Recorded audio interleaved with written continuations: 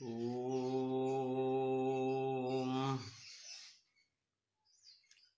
शुक्लाम्बरधरं देवं शशिवर्णं चतुर्भुजं प्रसन्नवदनं ध्यायेत् सर्वविघ्नोपशान्तये। शुक्लां ब्रह्मविचारसारपरमां आद्यां जगद्व्यापिनीं वीणापुस्तकधारिणीमभयदां जाड्यान्धकारापहां हस्ते स्फटिकमालिकां विदधतीं पद्मासने संस्थितां वन्दे तां परमेश्वरीं भगवतीं बुद्धिप्रदां शारदाम्। ॐ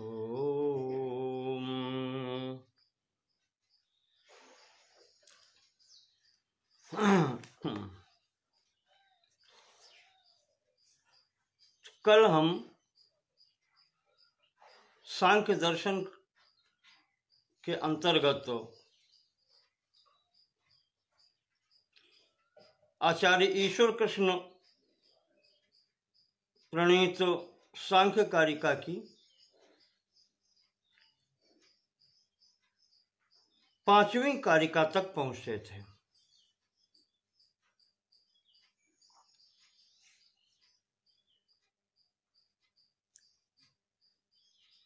जिसने सांख्य दर्शन में ज्ञान प्राप्त करने के लिए प्रमाणों की संख्या,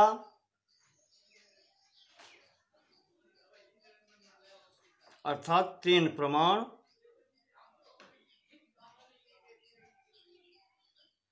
और उनका विवरण दिया था।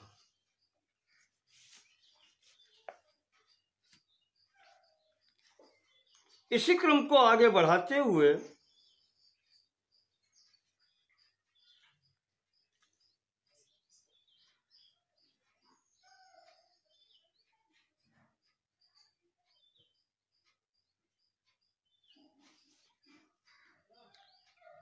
इन प्रमाणों के संबंध में कौन प्रमाण किस विषय के लिए हैं,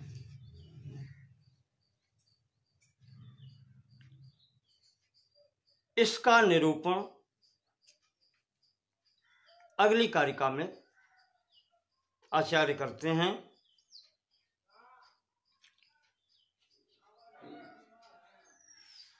लिखते हैं कि सामान्यतस्तु दृष्टाद अतीन्द्रियाणां प्रतीति अनुमानात् तस्मादपि चासिद्धं परोक्षमाप्तागमात् सिद्धम्।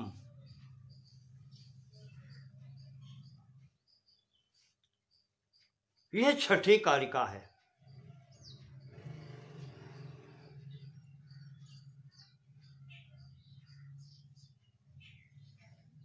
जो ये कहती है सामान्यतः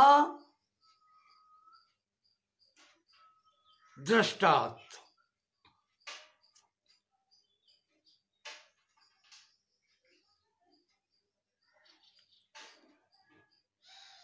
अतीन्द्रियाणां प्रतीति अनुमानात्,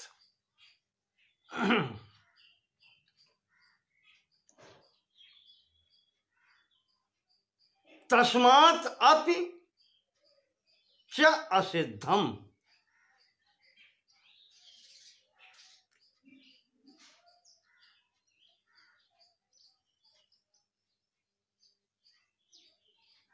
परोक्षम आप्त आगमात् सिद्धम।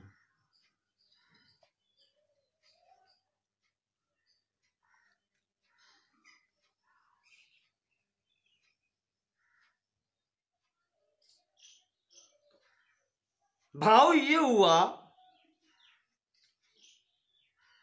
कि सामान्य रूप से साधारणतया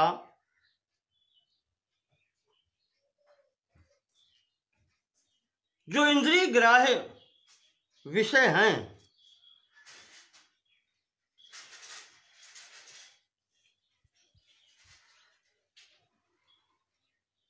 उनकी सिद्धि प्रत्यक्ष से हो जाती है।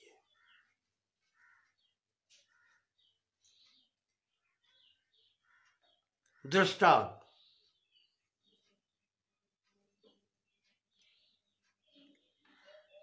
उनकी सिद्धि प्रत्यक्ष से हो जाती है। अतीन्द्रियाणाम पदार्थानाम, जो अतीन्द्रिय पदार्थ हैं,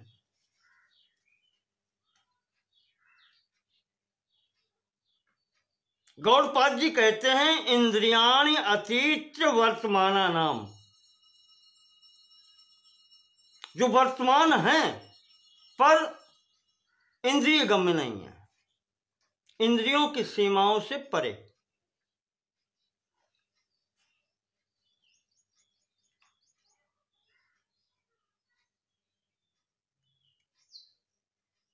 तो अतीन्द्रियाणाम पदार्थानाम प्रतीति ही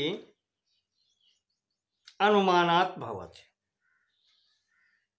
इनकी प्रतीति या इनकी सिद्धि अनुमान प्रमाण से होती है।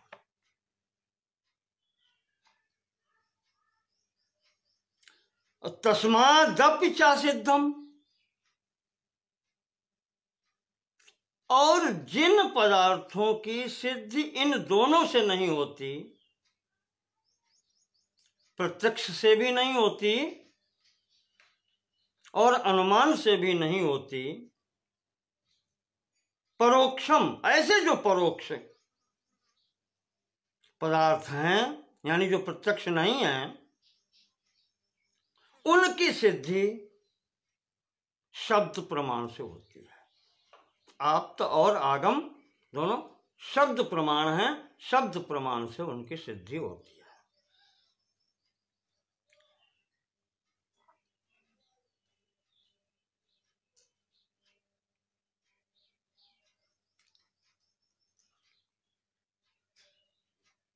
जैसे जो यहां पर सत और असत दो शब्द आते हैं। सत्य उसे कहते हैं कि जो वस्तु विद्यमान है, वर्तमान है, और असत उसे कहते हैं जो वर्तमान है ही नहीं।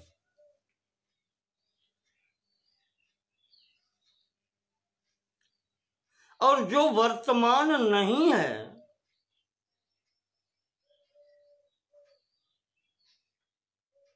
उसके विषय में संदेह जब होता है तब यहां पर दो विचारधाराएं हैं।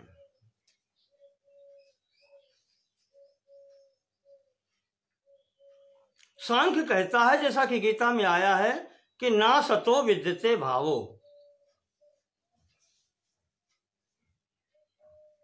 असत का तो भाव ही नहीं है, उपस्थिति ही नहीं है, और ना भावो विद्यते सतः, और सत्य जो वर्तमान है उसका अभाव नहीं है।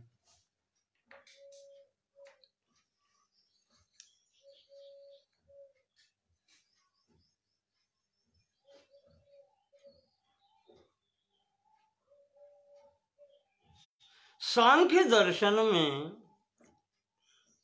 किसी भी तत्व का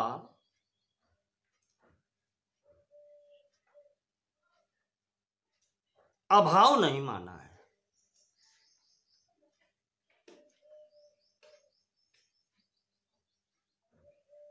किसी भी तत्व का विनाश नहीं माना है।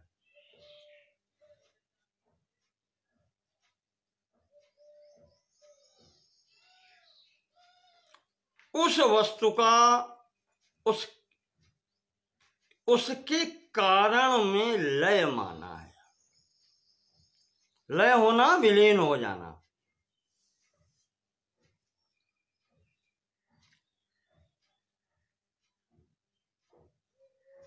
सृष्टि प्रपंच उत्पन्न होने से पहले ही जो प्रधान या मूल प्रकृति है उसमें लीन होती है, वहां से इसका उद्भव होता है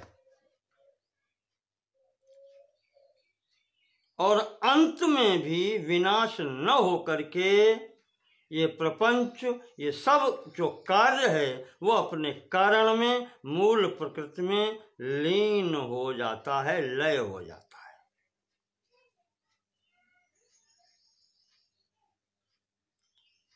लय हो जाना ये विनाश नहीं है।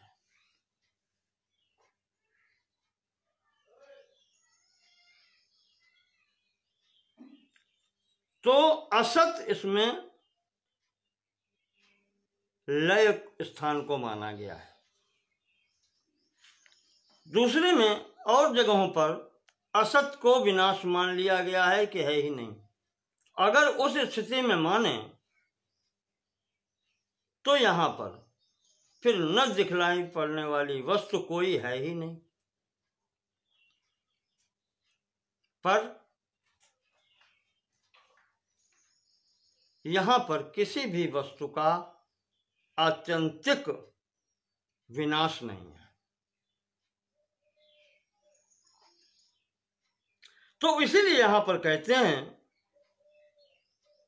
कि सामान्यतः जो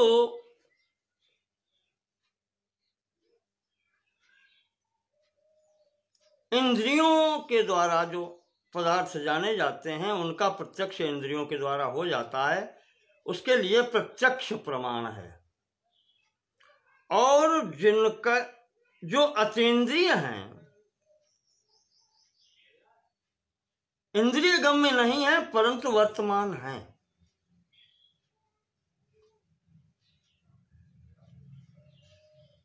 उनका ज्ञान अनुमान से होता है। और जो इन दोनों से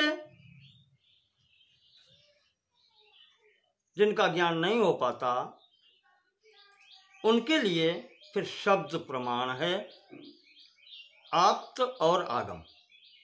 ये शब्द प्रमाण के अंतर्गत आते हैं, इनसे उनकी सिद्धि होती है।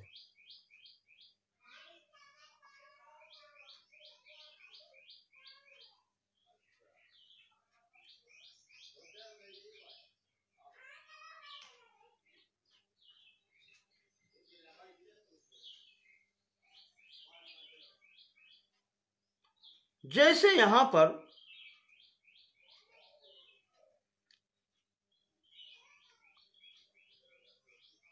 एक अन्य स्थिति भी है, पूर्व में आपको बता चुके हैं।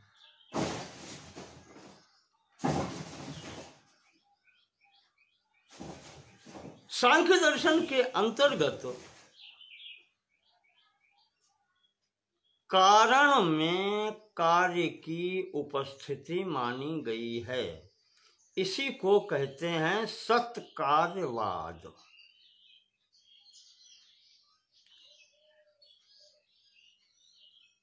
कारण में कार्य छिपा हुआ रहता है, सत्ता है, तभी वो वहां से व्यक्त होता है।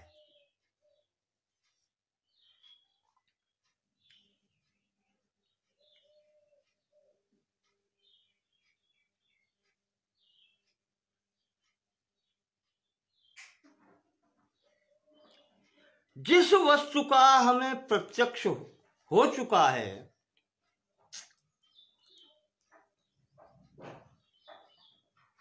उस ज्ञान के आधार पर ही हम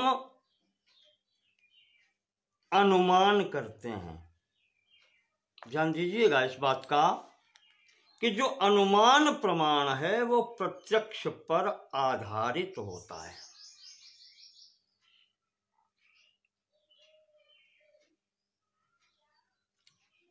दो वस्तुओं के संबंध पर होता है, कार्य कारण के संबंध पर आधारित होता है।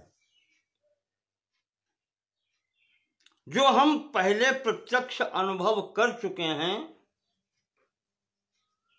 प्रत्यक्ष ज्ञान कर चुके हैं, उस पर आधारित होता है। जैसे कल उदाहरण दिया था कि अग्नि और धुएं का संबंध जो हम देख चुके हैं, उसी आधार पर हम अनुमान करते हैं कि जहां धुआं है वहां अग्नि होगी।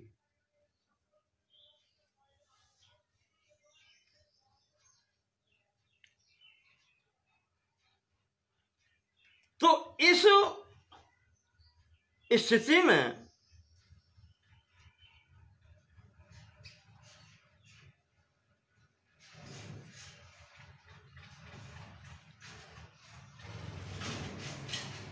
जब हम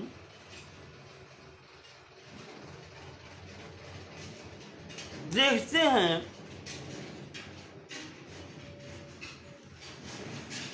कि जब मिट्टी होती है तो मिट्टी से घड़ा बनता है।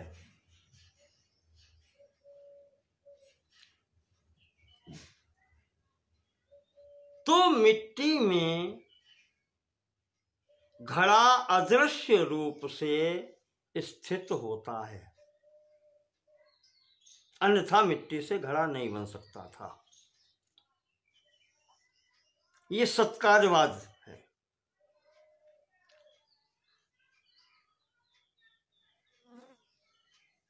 तो जब घड़ा बन जाता है तो घड़े से हम अनुमान लगा लेते हैं, ये कार्य है, मिट्टी कारण है। तो घड़े को देख करके, घड़े से देख करके जान लेते हैं कि इसका कारण जो है वो मृत्तिका है, मिट्टी है। यद्यपि वो समक्ष नहीं दिखाई पड़ रही है, फिर भी हम जान लेते हैं कि ये मिट्टी से बनी हुई है। तो इसी तरीके से जब बुद्धि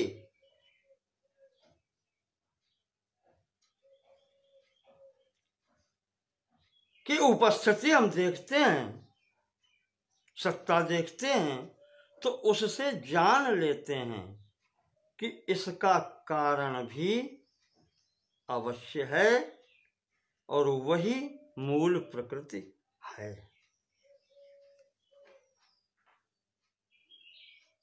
क्योंकि सुख दुख आदि ज्ञान जो है वो बुद्धि के द्वारा ही होते हैं।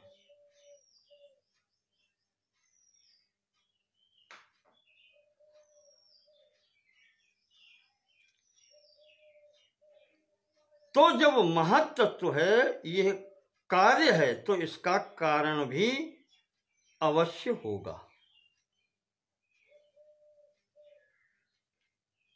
प्रथम बात, ये अब अनुमान की बात हो रही। और हमारी बुद्धि में जो सक्रियता है, जो चैतन्यता आभासित होती है या है, वो कहां से आई है, इसका भी अनुमान हो जाता है कि कोई चैतन्य तत्व मूल में स्थित है।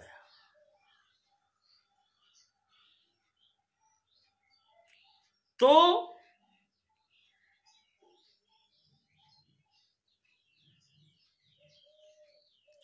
जड़ तत्व और चेतन तत्व दोनों की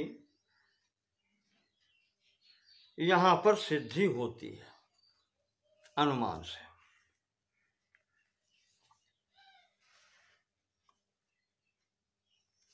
यहां लिखा है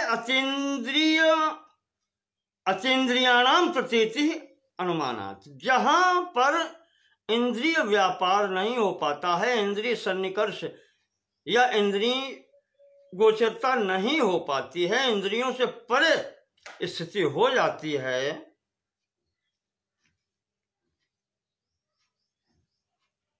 तो वहां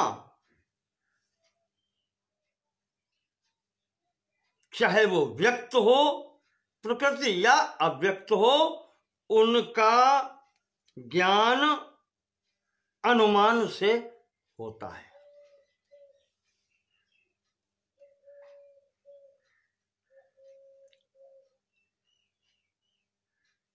तो इसको यूं कह सकते हैं कि जो इंद्रिय ग्राह्य विषय हैं उनका ज्ञान प्रत्यक्ष से होता है और अतीन्द्रिय विषयों का ज्ञान अनुमान से होता है। जो इंद्रिय गम्य नहीं है, समक्ष नहीं है, परोक्ष हैं, उनका ज्ञान अनुमान से हो जाता है। और जो कहा है कि जो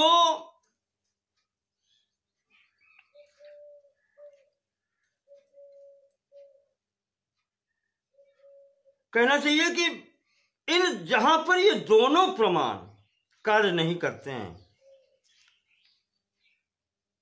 कुछ ऐसे विषय भी हैं जिनका ज्ञान इन दोनों से भी नहीं हो पाता है। न तो वो प्रत्यक्ष होते हैं, न अनुमान भी वहां पर होता है। जैसे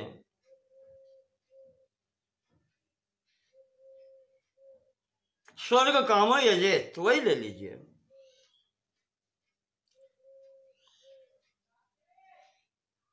तो स्वर्ग की जो कल्पना है कि वहां क्या क्या है, क्या क्या स्थिति है, या इसकी प्रस्तुति स्वर्ग की जो है,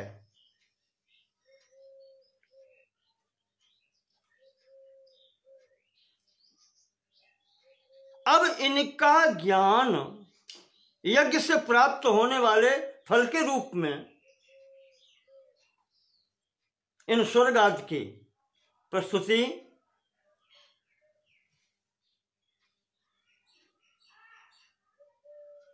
इनका ज्ञान, इनके ज्ञान के लिए शब्द प्रमाण की आवश्यकता पड़ती है।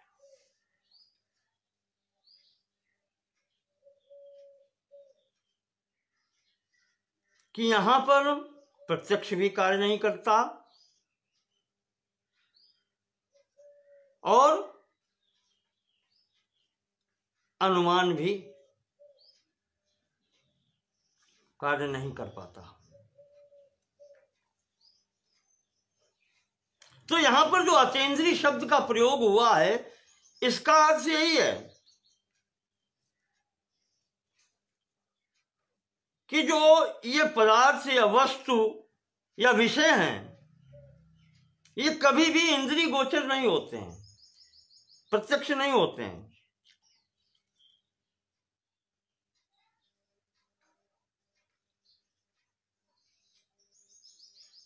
लगभग जितने भी टीकाकारों ने टीकाएं की हैं, उन्होंने सब स्वीकार किया है, यही स्वीकार किया है। और इसके मूल में प्रकृति और पुरुष को भी लिया है कि ये भी दृष्टिगोचर नहीं होते हैं।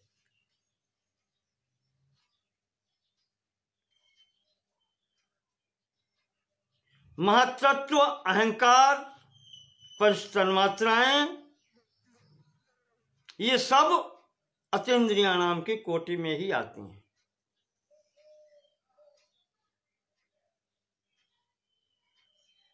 और वहीं पर स्वर्ग और अपवर्ग,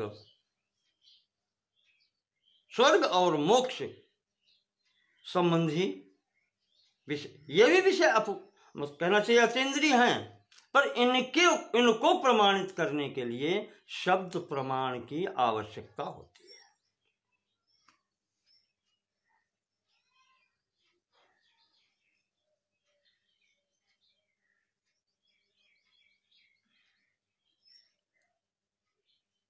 अच्छा, जब कह देते हैं कि प्रकृति पुरुष तक के लिए अनुमान पर्याप्त है, तो शब्द प्रमाण की आवश्यकता क्या है?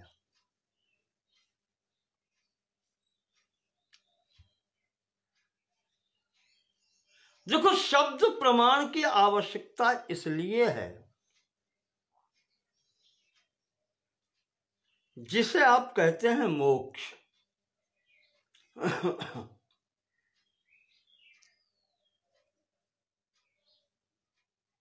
अपवर्ग, कैवल्य उसकी सिद्धि के लिए वेद प्रमाण ही आवश्यक है।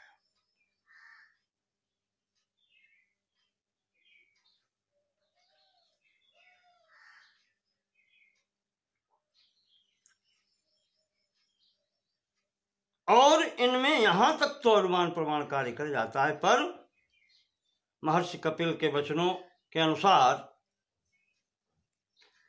स्वर्ग और अपवर्ग आदि विषयों की सिद्धि के लिए शब्द प्रमाणों की आवश्यकता पड़ती है, और वही यहाँ पर प्रमाणित करते हैं कैवल्य को भी।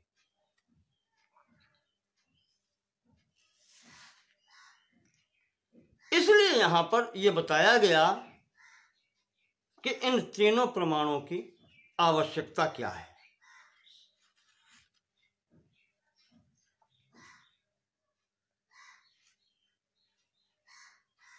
अब यहां पर अगर कोई शंका करे, या लोगों ने शंका की है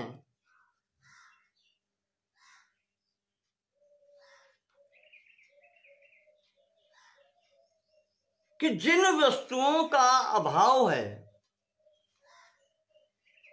जो विद्यमान नहीं, दिखाई नहीं पड़ रही हैं, उनका हम अस्तित्व कैसे माने।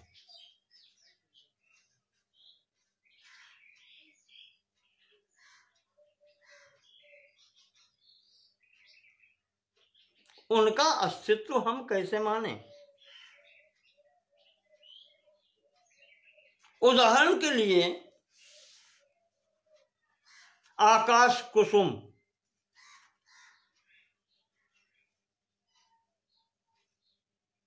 आकाश पुष्प जिनको कहते हैं,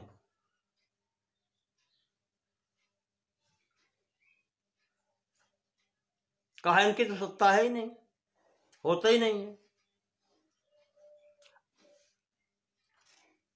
या शश सुरंग, मैंने कहा था खरगोश के सींग, होते ही नहीं। कमठ पीठ बरु जामहि बारा, कछुए की पीठ पर बाल,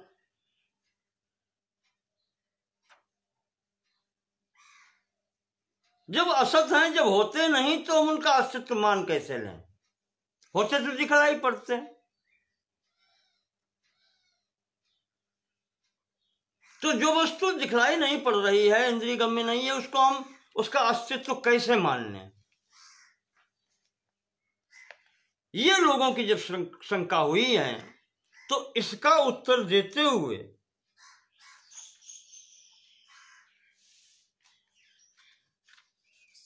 सांख्य दर्शन ये कहता है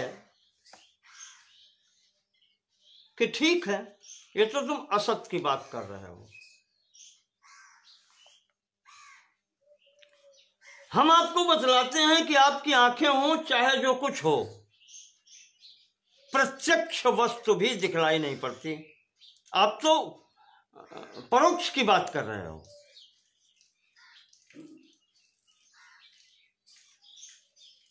भाई ये अनुमान प्रमाण को ही तो पर शंका कर रहे हैं, अनुमान प्रमाण पर ही शंका कर रहे हैं कि आप अनुमान से उनकी सिद्धि क्यों मानते हैं। तो सांख्य दर्शन कहता है कि अगर ऐसी बात है, तुम कहते हो चलो हम बताते हैं, जिसको तुम कहते हो सत्य पदार्थ, प्रत्यक्ष पदार्थ,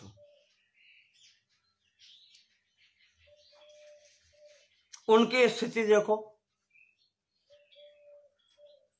7वीं कारिका में आचार्य लिखते हैं, अति दूरात् सामीप्याद्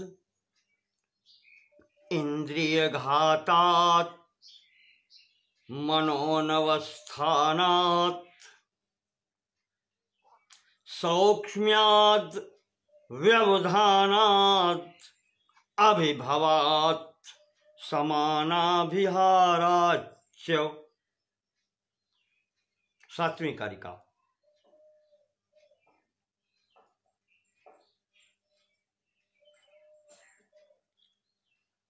कहा तुम तो इसकी कहते हो जो परोक्ष है, इंद्रिय गम्य नहीं है, उनकी बात कहते हो, और हम सांख्य दर्शन कहता है कि ये 8 कारण हैं जिनमें कोई भी वस्तु होते हुए भी प्रत्यक्ष नहीं होती।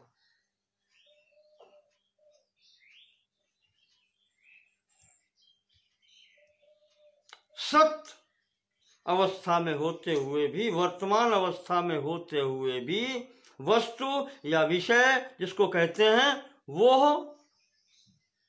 इंद्रियगम्य नहीं होता, प्रत्यक्ष नहीं होता।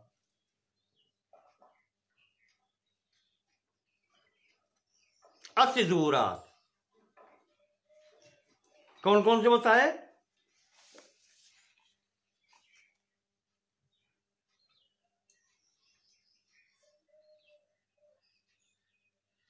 शंका करने वाले ने यह कहा है कि जो वस्तु नहीं ही होती है उसी का प्रत्यक्ष नहीं होता है, जो होती है उसका तो होता है।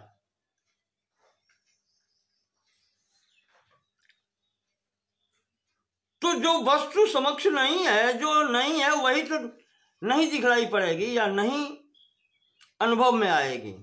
तो आप ये प्रकृति और पुरुष को क्यों जोड़े पड़े हैं जो दिखलाई नहीं पड़ती?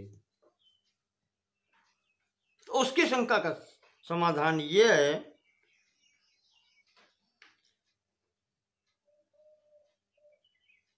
कि जो सत पदार्थ हैं वे भी तो नहीं दिखलाई पड़ते, जो वर्तमान हैं, जिनके लिए कोई भी अस्वीकृति नहीं देता।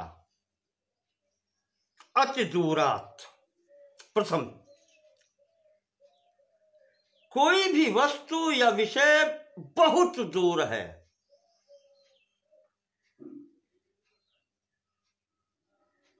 चक्षु, एक सीधा ले लें, एक ही इंद्रिय ले लें, चक्षु, आंख, इसकी क्षेत्र से बहुत दूर है।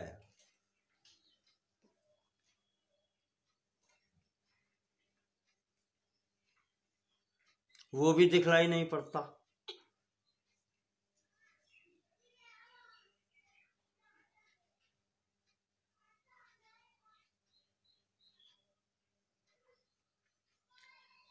दूसरा है अति सामीप्यात्। यहां भी अति लगा लीजिए, अति सामीप्यात्। कोई वस्तु बहुत अधिक समीप है, वो भी दिखलाई नहीं पड़ती। जैसे इसका उदाहरण मैं आपको दे चुका हूं, आंख में लगा हुआ काजल, क्या दिखलाई पड़ता है?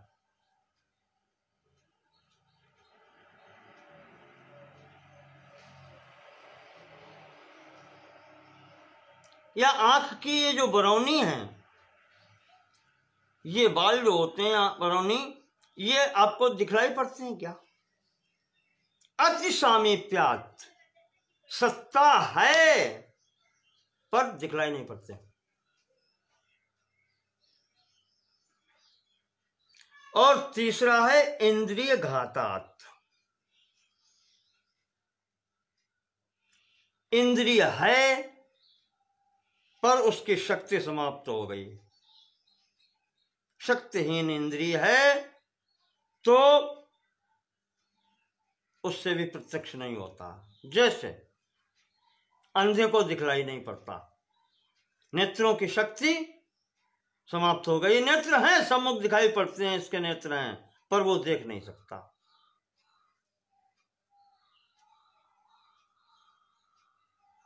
बधिर के द्वारा जो बहरा है उसके लिए शब्द सुनाई नहीं पड़ता, जबकि शब्द है। घातात्।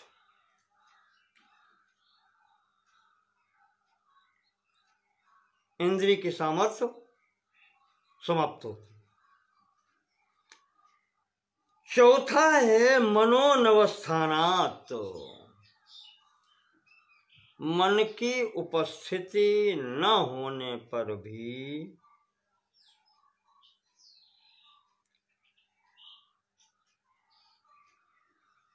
एक विशेष इंद्रिय कार्य नहीं कर पाती।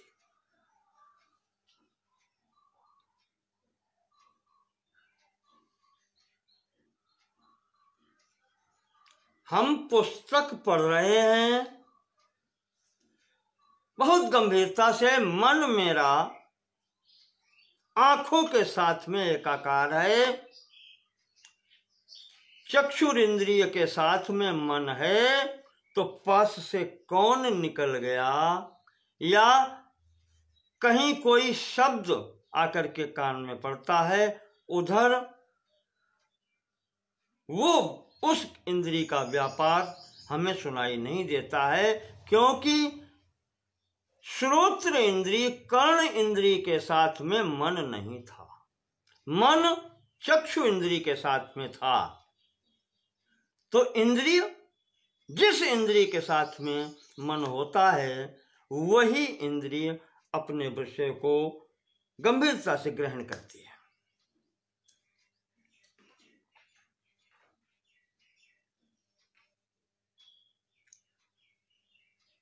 ऐसे ही किसी का मन अगर विक्षिप्त, कहना जैसे नहीं विक्षिप्त होता, आपने देखे होंगे, कहते हैं पागल है, उसका क्या है? उसका मन कहीं अलग है। देखते हैं दिन भर बड़बड़ाते रहता है, तो वो मन जहां जैसा चलता है उसी के अनुसार उसकी इंद्रियां काम करती रहती हैं, वो स्थिर नहीं है, मन उसका स्थिर नहीं है। अनवस्थानात्, अवस्थित नहीं है, अनवस्थित है मन। ऐसी स्थिति में भी इंद्रिय कार्य नहीं करती हैं और प्रत्यक्ष नहीं होता है।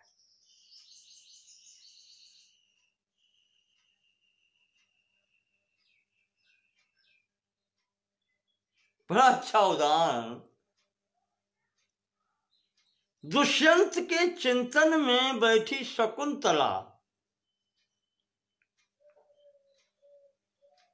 दुर्वासा के आने की स्थिति को नहीं देख पाती है। आंखें, कान, नाक, सब इंद्रियां खुले होते भी चिंतन की स्थिति में दुष्यंत का राजा का चिंतन कर रही शकुंतला, वो दुर्वासा को प्रणाम नहीं कर पाती। क्यों? उसका चित्त वहां नहीं है, मन वहां नहीं है। तो इस प्रकार से कहा, ऐसे भी होते हुए प्रत्यक्ष नहीं होता।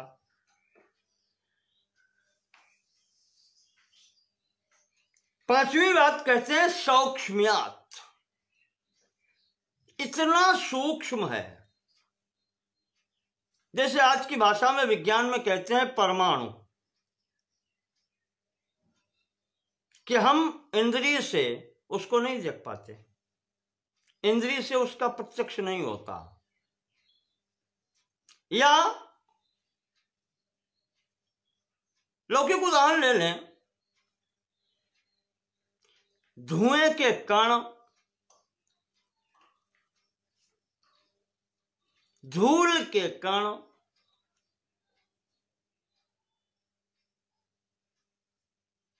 जल के कण, इस संपूर्ण वातावरण में, आकाश में विद्यमान हैं, पर वो प्रत्यक्ष नहीं होते।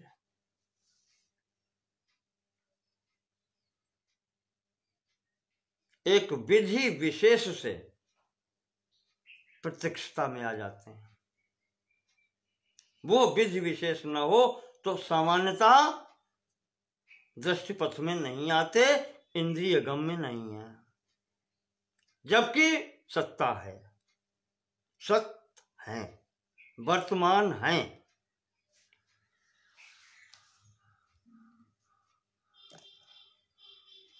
व्यवधानात्, छठा है व्यवधानात्।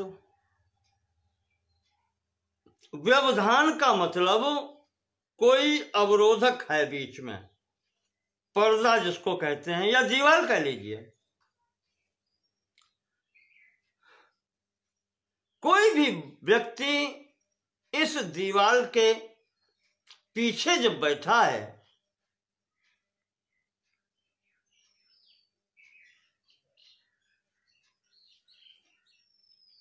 तो उसकी सत्ता का हम विरोध कैसे कर सकते हैं? यद्यपि वो इंद्रिय प्रत्यक्ष नहीं है, पर फिर भी है तो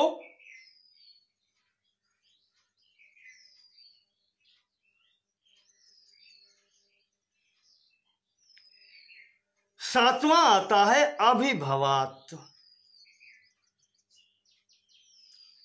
अभिभव उसको कहते हैं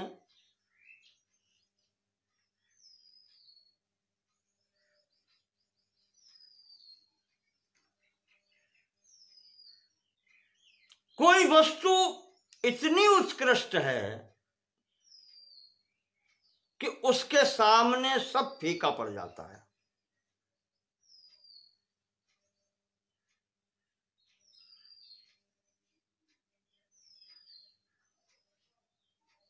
लौकिक उदाहरण लें जो सबको उपलब्ध है। इस समय दिन है, भगवान सूर्य का इतना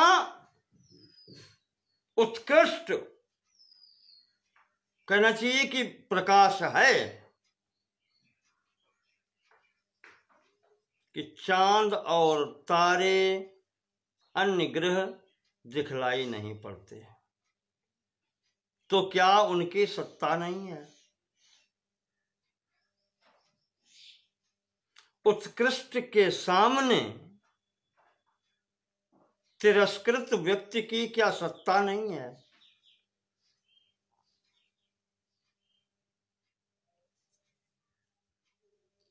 ग्रह नक्षत्र तारे सब हैं, पर इस समय सूर्य के प्रकाश में आप देखिए अदृश्य हैं, प्रत्यक्ष नहीं। तो क्या उनकी सत्ता से इनकार कर सकते हैं? और कहते हैं अंतिम है समानाभिहारात।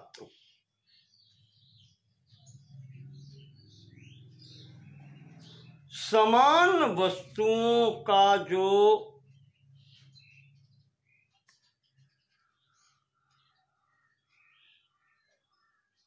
समूह है और उसमें उसी प्रकृति की जो वस्तु है, क्या उसको आप खोज सकते हैं?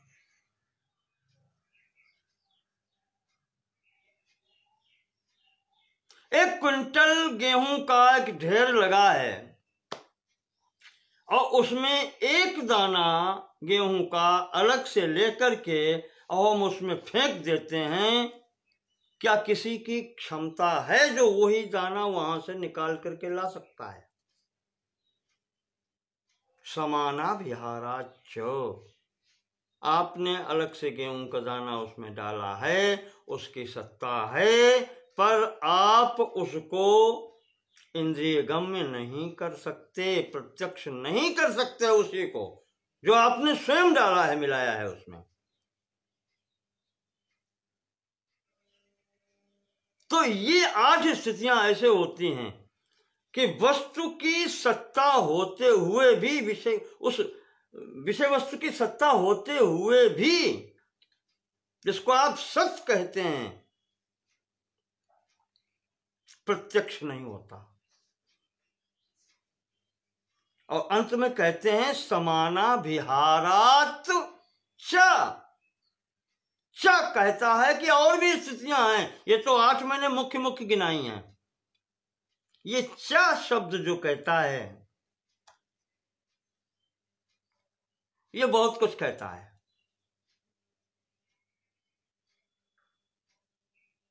जैसे चलो एक आध देखते हैं वो भी। काष्ठ में छिपी हुई अग्नि किसी ने देखी है? सत्ता है, काष्ठ में अग्नि है,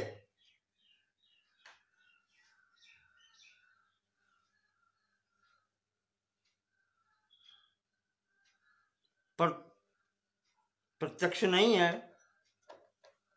तो क्या नहीं है? अरण्य मंथन होते देखा है, लकड़ी पर लकड़ी डाल के जब मथते हैं तो आग निकलती है। काष्ठ में अग्नि है पर प्रत्यक्ष नहीं है।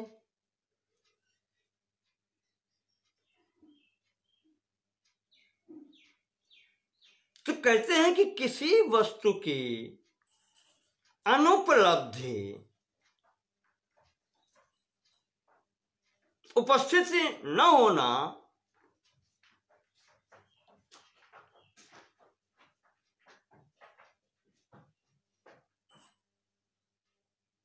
उस वस्तु की सत्ता को अस्वीकृति देना नहीं है।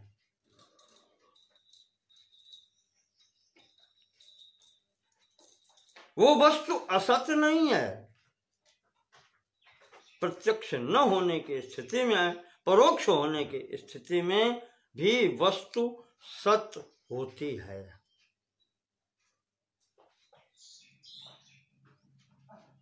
तो किसी वस्तु का प्रत्यक्ष न होने पर उसका अभाव नहीं माना जा सकता। जैसे हम किसी के यहां जाते हैं, किसी मित्र के यहां पहुंचे और वो घर पर नहीं है,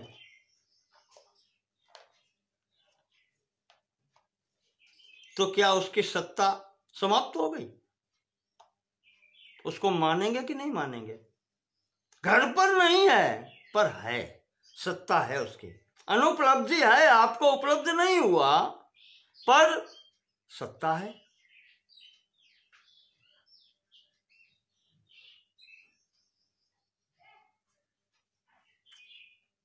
यही स्थिति है कि किसी वस्तु को उपलब्धि न होने पर या प्रत्यक्ष न होने पर हम उसका अभाव नहीं मान सकते, उसका समापन नहीं मान सकते।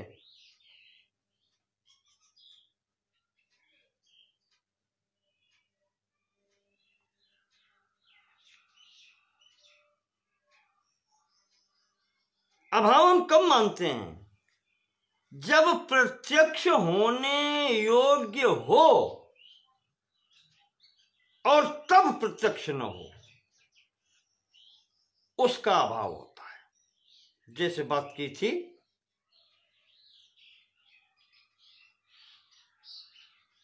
कछुए की पीठ पर, कमठ पीठ, कछुए की पीठ पर बाल, कछुए की पीठ भी है और बालों की सत्ता भी है, हर जगह दिखाई पड़ते हैं। उस पीठ पर बाल हो सकते थे पर नहीं है।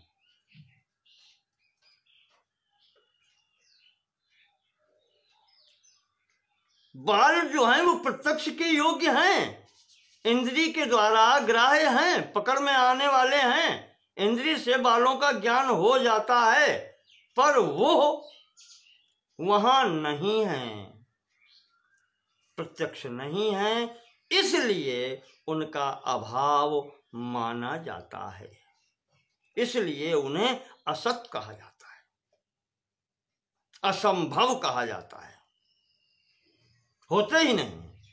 आकाश पुष्प कोई आधार ही नहीं है, ऐसे ही बंध्या सूत्र, बांझ का पुत्र, कोई अस्तित्व ही नहीं है। उस बांझ स्त्री भी होती है, पुत्र भी होते हैं, लेकिन बांझ स्त्री को पुत्र नहीं हो सकता ना। ये असंभव की स्थिति है, ये अभाव की स्थिति है, ये असत की स्थिति है। तो यहां ऐसा नहीं है। पुरुष और प्रकृति में ये बात नहीं है कि वे यदि प्रत्यक्ष नहीं है तो नहीं है, ऐसा नहीं है।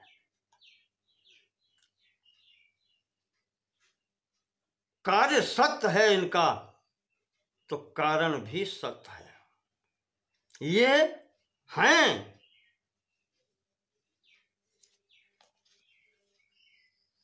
इस प्रकार से यहां पर कहा गया कि ये 8 मुख्य कारण गिनाए कि वस्तु प्रत्यक्ष होते भी हुए भी इंद्रिय गम्य नहीं होती,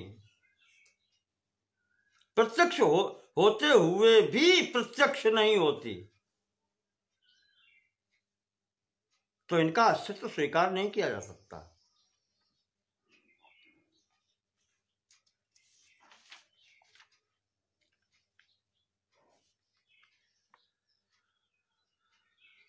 तो इन्हीं अवस्थाओं को लेकर के सांख्य दर्शन कहता है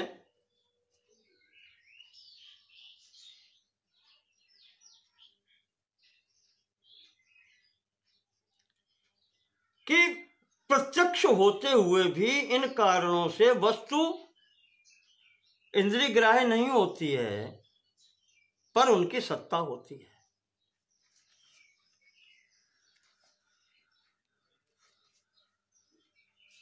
इन्हीं नहीं है, क्यों? उसका कारण देते हैं।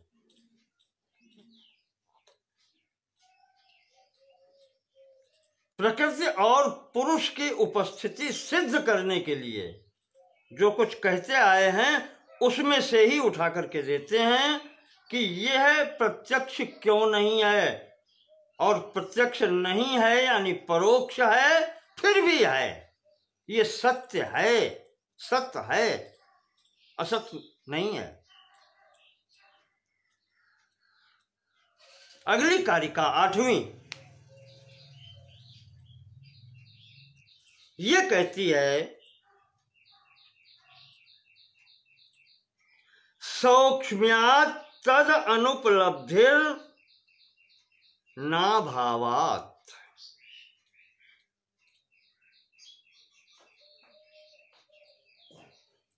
कार्यतस् तदुपलब्धेः महदादि तच्च कार्यम प्रकृति स्वरूपम विरूपम च।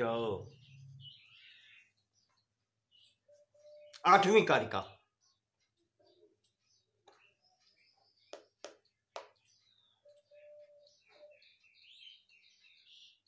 सौक्ष्म्यात् तदुपलब्धिर सौक्ष्म्यात् तद अनुपलब्धि। जैसे बताया धूल के कण, जल के कण, धुएं के कण इस संपूर्ण वायुमंडल में पड़े रहते हैं और वो प्रत्यक्ष नहीं है, पर उनकी सत्ता है। इसी प्रकार से सौक्ष्म्यात् पिछले बता चुके हैं कि वस्तु जब अधिक सूक्ष्म होती है वो भी दिखलाई नहीं पड़ती, प्रत्यक्ष नहीं होती, पर उसकी सत्ता होती है। जैसे धुएं के कण, जल के कण वातावरण में हैं, जैसे परमाणु, इनकी सत्ता है। इसी प्रकार से सूक्ष्म होने के कारण प्रत्यक्ष नहीं होते हैं, तद अनुपलब्धि ही। सूक्ष्म होने के कारण उनकी अनुपलब्धि है, ना भावात न अभावात, अभाव के कारण नहीं। अर्थात उनका भाव है, वो वस्तुएं या विषय कह लें, वस्तुएं कह लें, वो सत्य हैं, उनका भाव है, अस्तित्व है, पर अति सूक्ष्मता के कारण, सूक्ष्मता के कारण वो प्रत्यक्ष नहीं है।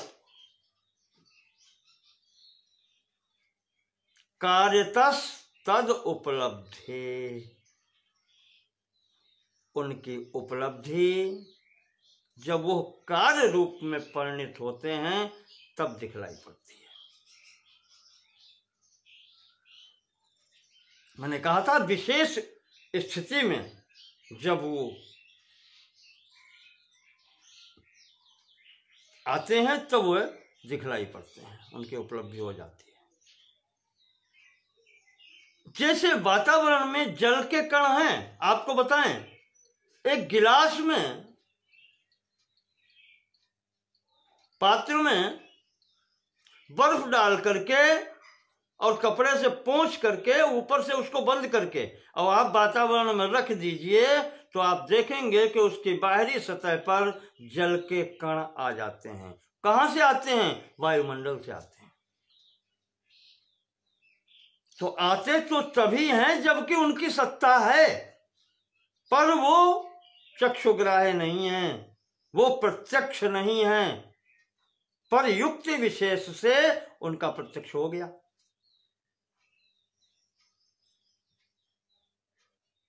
इसी प्रकार से प्रकृति और पुरुष सूक्ष्म्यात् तदन उपलब्धि न अभावात्, सूक्ष्म होने के कारण इनका प्रत्यक्ष नहीं होता है। न अभावात्, इनका इसका कारण अभाव नहीं है, वो अभाव, उनका वस्तुओं का अभाव नहीं है, वो हैं।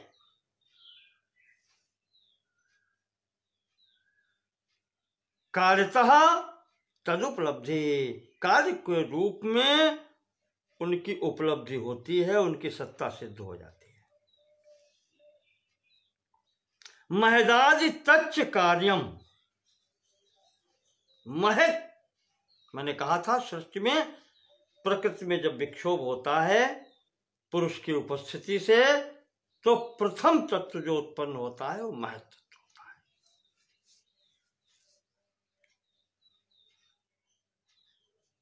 महदादि तच्च कार्यम,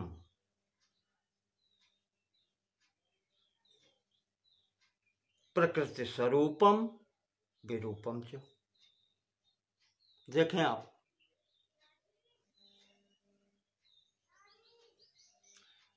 मूल प्रकृति के लिए बात चल रही है, तो मूल प्रकृति से ही उत्पन्न होता है महत, पर स्वरूपम विरूपम च,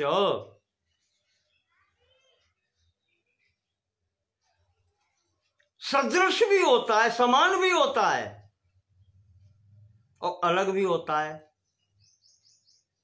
जैसे संसारिक उदाहरण में देखें, पिता का पुत्र पिता के सदृश भी होता है, असदृश भी होता है।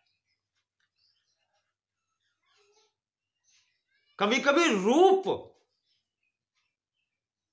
पिता जैसा मिलता है, देख के व्यक्ति कह देता है कि यह अमुक का पुत्र है।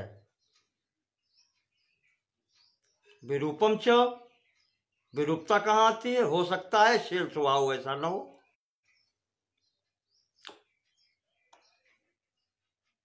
इसी प्रकार से कारण से जब कार्य की उत्पत्ति होती है तो स्वरूपता भी होती है और विरूपता भी होती है।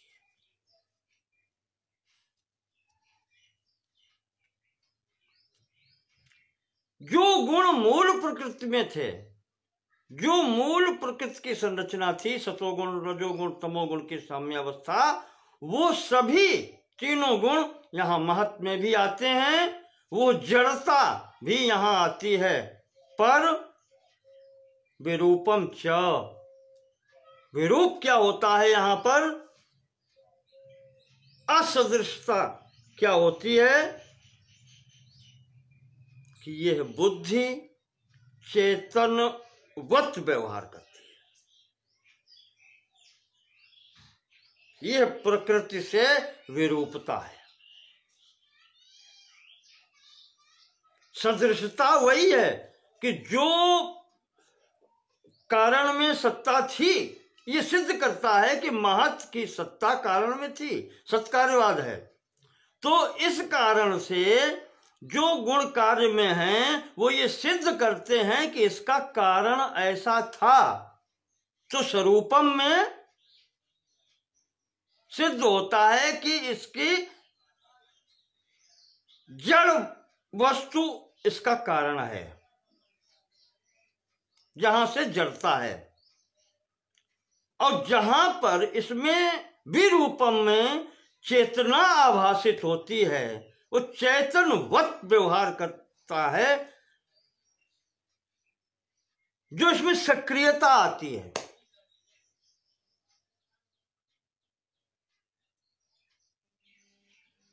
यह कहां से आती है? ये संसर्ग से आती है, जो ये बतलाती है कि इसमें चैतन्य तत्व भी है। ये विरूपता है।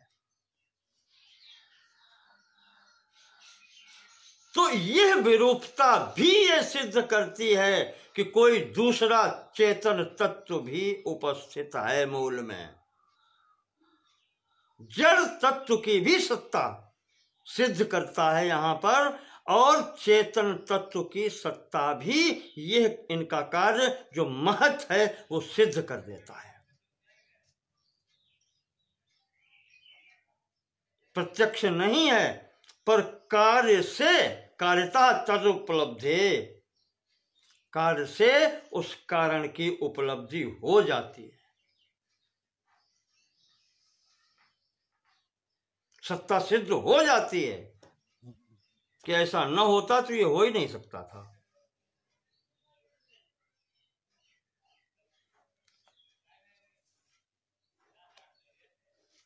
जो कुछ भी हम देख रहे हैं, महत से आगे अहंकार, और अहंकार से आगे तन्मात्राएं और मन सहित 11 इंद्रियां, ये भी सिद्ध करती हैं कि अहंकार है। अहंकार सिद्ध करता है कि महत्त्व है, क्योंकि वो कारण से कार्य में गुण आते जाते हैं।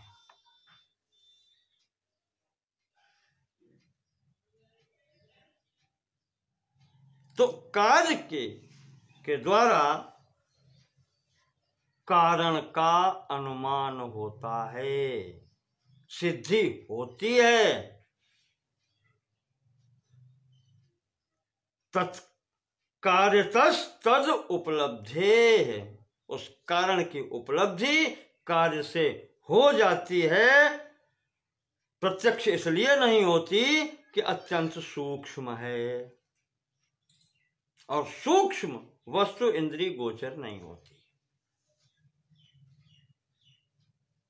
तो इस प्रकार से यहां पर